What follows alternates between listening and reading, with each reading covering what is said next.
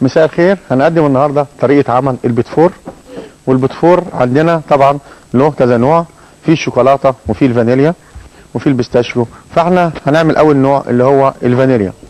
مقاديره 200 جرام زبده، 100 جرام سكر بودره، 4 ابيض بيض، 400 جرام دقيق، لوز مسلوق ومتقشر، وفستق ومربى وسيرب وفانيليا. كيلو دقيق، 600 جرام زبدة، 150 جرام سكر بودرة. قولوا تاني. كيلو دقيق، 600 جرام زبدة، 150 جرام سكر بودرة.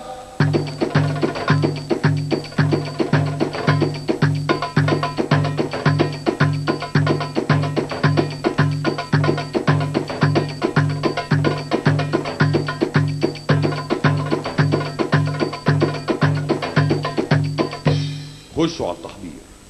هتجيبي الدقيق والزبدة والسكر واضربيهم، سويهم في الفرن وادهنيهم مربى مربى مربى مربى مربى مربى.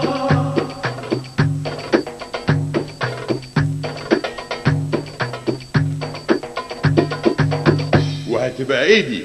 البيتي فوق، البيتي بيت، البيتي ايه؟ البيتي فوق، البيتي بيت، البيتي ايه؟ البيتي فوق، البيتي بيت، البيتي ايه؟ البيتي فوق.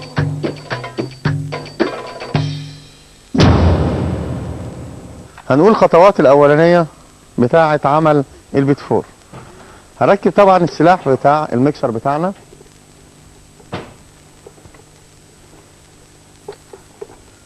ونبدأ نحط أول حاجة الزبدة.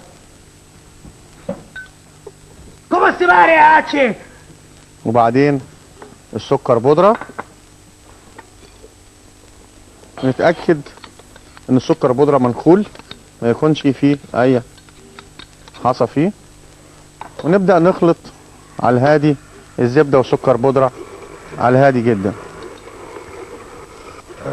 وخلال الفترة على ما الزبدة والسكر تتخلط نشغل الفرن بتاعنا على نار هادية.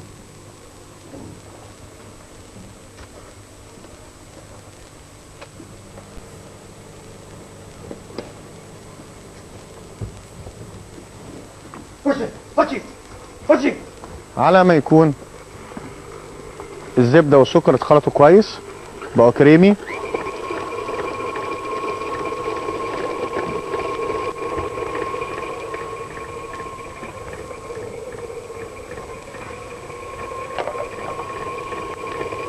ماشي سباتيولا على اساس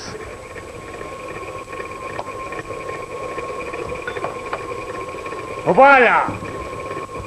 Opeti, borihati, كولي بريكوتي. لازم طبعا نتأكد ان الزبدة والسكر اتخلطوا كويس. فنوقف ونجيب الجناب بتاعة الميكسر عشان الخلط يوصل لكل جرام في المقادير اللي احنا حطيناها في الميكسر.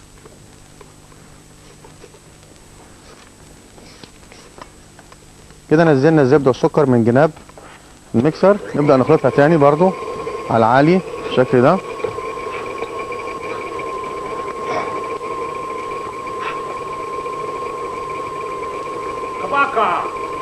طبعا لو احنا هلفت النظر، لو احنا حبينا نعمل البيتفور الشوكولا، لو حبينا نعمل البيتفور الشوكولا هنرفع ربع كوبايه من الدقيق دوت ونضيف مكانها كاكاو باودر. الكاكاو يكون غامق مش فاتح عشان البيتفور يطلع معانا لونه كويس، لان في كاكاو فاتح فيه كاكاو غامق. فطبعا نرفع ربع كوبايه ونضيفها كاكاو يكون غامق. طبعا نتاكد. وهلفت النظر تاني ان احنا بنضيف ابيض بيض مش بيض كامل. الابيض بيض بيدي البيتفور بيبقى كريسبي مقرمش، ما بيبقاش طري. لكن لو انت ضفت بيض كامل، البيض الكامل هيبقى طري ومش هيقعد وقت كبير عندك.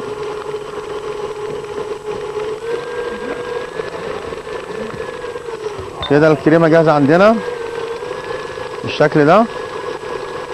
مره ثانيه نجيب الجناب بتاع الميكسر.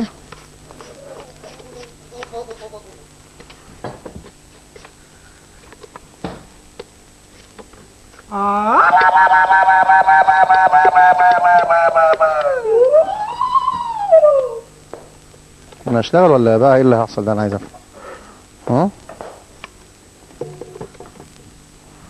كده هنشغل الميكسر تاني ونبدأ نضيف الابيض بيض بالراحة عشان يتخلط كويس مع الزبدة والسكر، تبقى كريمي خالص بالشكل ده.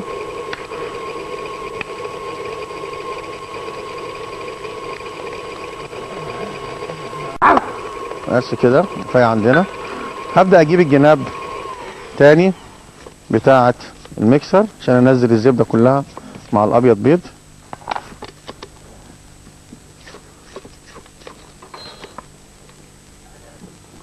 كده جاهز عندنا. سيبها تخلط شوية مع البيض. طبعا نضيف الفانيليا، اللي جايبين باكو فانيليا نضيفه. اخر حاجة عندنا اللي هنضيفها هنا في المقادير دي اللي هي الدقيق.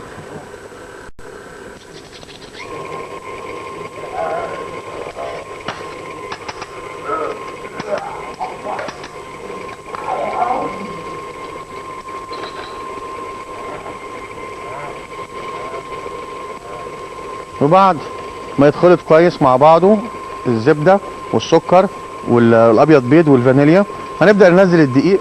وقبل ما ننزل الدقيق هنجهز الكيس اللي احنا هنكسر بيه البيت فور. لازم يكون الكيس ناشف من جوه، والبلبلة بالشكل ده ستار. لازم تكون البلبلة ستار بالشكل ده علشان لما نيجي نقطع تدي ديكور للبيت فور لما نقطعه. ونجهز الصاجين اللي احنا هنعمل فيهم البيت فور. هنعمل صاج باللوز وصاج بالفستق، فنجهز الصاجات بتاعتنا بالشكل ده. اتاكد ان هم اتخلطوا مع بعض كويس.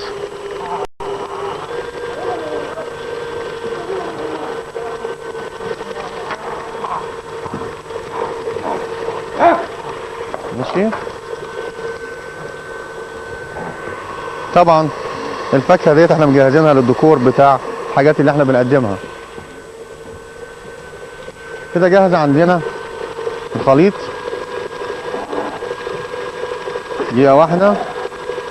طبعا لازم ندي وقت بين الخلط بين السكر والزبدة والبيض، لازم ياخد كل حاجة تاخد وقت عشان يمتزجوا مع بعض كويس. كده جاهز عندنا. نبطل المكنة خالص وننزل الدقيق كله بالشكل ده. نبدأ نخلطها بالراحة عشان الدقيق ما يطلعش بره المكنة.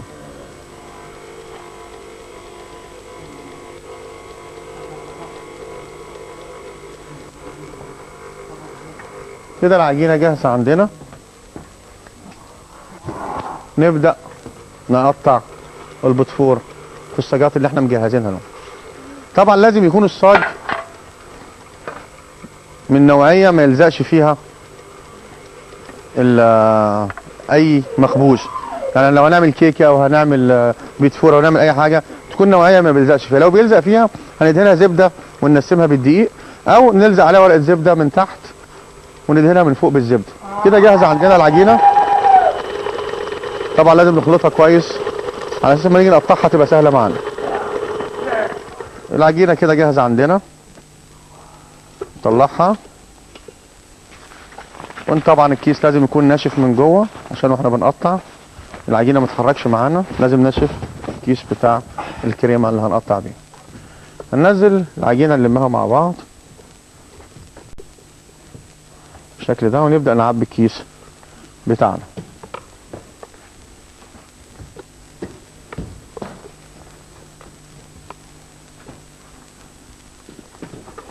هنعمل اول حاجه باللوز.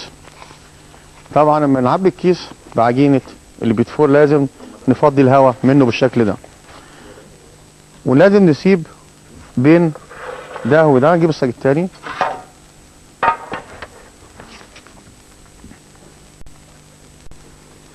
لازم نجيب فواصل عشان لما بيتخبز بيزيد حجمه، فلازم نسيب فاصل بينهم وبين بعض بالشكل ده. شكرا. نبدأ نقطع التانية بالشكل ده على شكل وردة، بنلفها بالشكل ده ونكبس. طبعا ايدينا تكون كابسة على الكيس كويس، كوستاتشي. ونسيب فواصل بينهم وبين بعض عشان لما يكبر الحجم بتاعه ما يجرلوش حاجة. ويت. اللوز بتاعنا طبعا احنا مسخنين ميه ومنزلينه فيه على طول، وشلنا القشر بتاع اللوز. هنضيف له جزء بسيط سيرب ونقلبه مع بعض. ليه بنضيف سيرب على اللوز؟ على اساس اما بنسويه بيلزق اول في البتفور، وبعد ما بيتسوى بيدي لون مذهب وبيلمع كويس جدا، لان السيرب بيسويه وبيدي طعم كويس. كده اللوز جاهز عندنا بالسيرب. هنبدا نثبته عليه بالشكل ده. فين اللي كانت هنا؟ ماشي. نبدا نثبت اللوز بالشكل ده. وطبعا انا لفتت النظر قبل كده، قلت لازم لو احنا عايزين نعمل بتفور بالشوكولاته هنرفع ربع كوبايه من الدقيق اللي عندنا ونضيف مكانها ربع كوبايه كاكاو، ويكون كاكاو غامق. كده اللوز جاهز عندنا اللي هو البتفور اللوز. ممكن نسمع نبدا نجهز البتفور بتاع الفستق. نسيب ده قدام الفرن لحد ما نجهز التاني عشان يخشوا الاتنين مع بعض. دي واحده.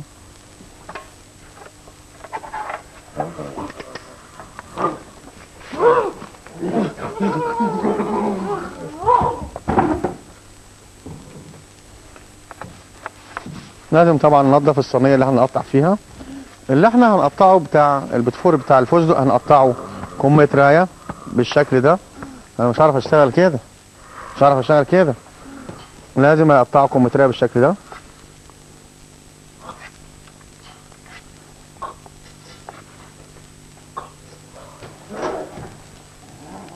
ولازم اسيب فواصل عشان لما يكبر حجمه في الفرن ما يعمليش مشكلة بالشكل ده. لو محتاج تاني عجين تاني طبعا هجيب عجين عندي في المكنة.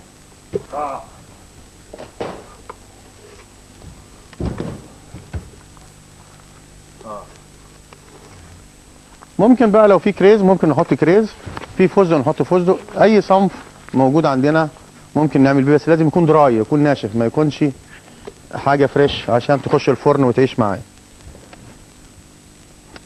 بالشكل ده. طبعا انا عملت قبل كده اديت سيرب على اللوز، هدي برضو سيرب على الفستق على اساس يعمل لون معايا كويس ويعمل معايا كراميل لما اسويه في الفرن يبقى لونه مكرمل. وابدا احط الفستق بالشكل ده. يبقى عندي انا نوعين دلوقتي، عندي باللوز وعندي بالفستق، وممكن اعمل بالكريز او اي فاكهه تكون دراي. ولو انا عاوز اعمل شوكولاته قلت ان انا ارفع ربع كوبايه من الدقيق. شوكولاته. طب ما انت عارف الشوكولاته اهو. شوكولاته. في الفتره دي انا طبعا بجهز الفرن على نار هاديه. ادخل الصينيتين جاهزين، ادخل الاثنين الفرن لمده تلت ساعه عشان البتفور ما بياخدش وقت في التسويه. واحده تحت واحده فوق. اوكي. واسيبهم لمده تلت ساعه يكونوا استووا.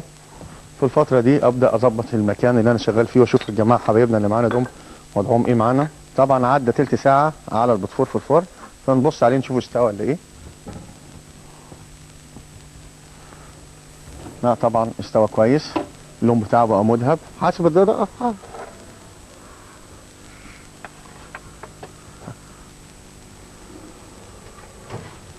كده الشكل بعد ما طلع من الفرن. نقفل الفرن بتاعنا كويس.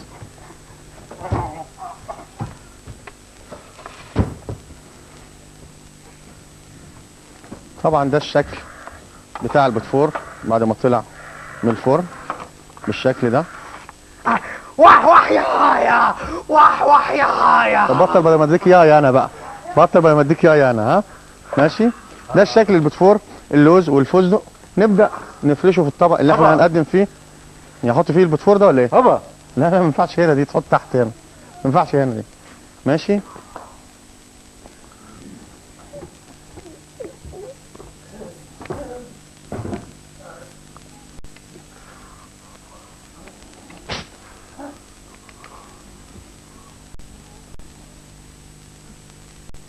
هبا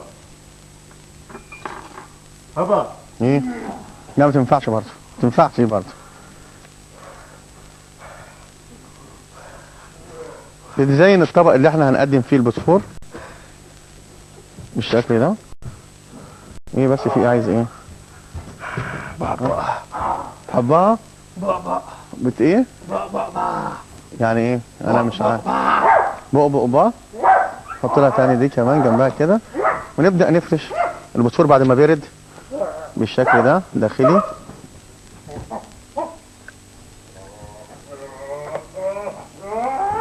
حوالين الديكور اللي احنا عملناه بالشكل ده. واللوز اللي احنا عملناه برضو نجيبه بالطريقة التانية كده عشان يبقى عندنا كذا شكل معمولين عندنا بالشكل ده. ممكن بقى لو سمحت توسع لي كده عشان اظبط لك الحاجة. ها؟ مبسوط انت يعني؟ ها؟ طيب كويس. بدأت يعني ها تستجيب وتفهم؟ ها؟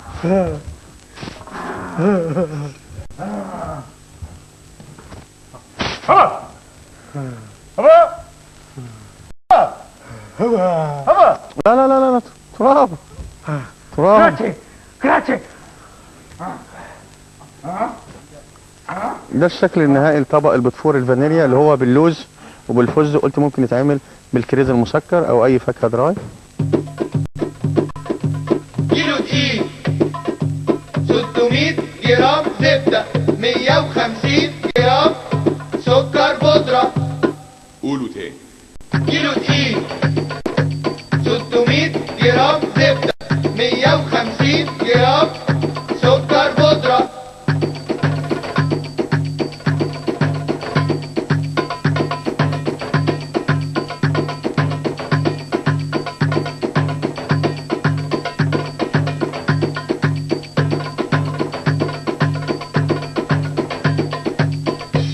خشوا على التحضير.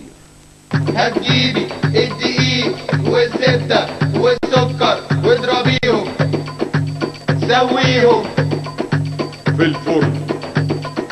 وادهنيهم مربى مربى مربى مربى مربى مربى.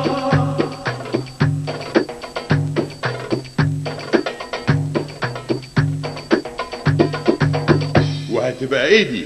البيتي فور البيتي بيت البيتي ايه البيتي فور البيتي بيت البيتي ايه البيتي فور البيتي بيت البيتي ايه البيتي فور.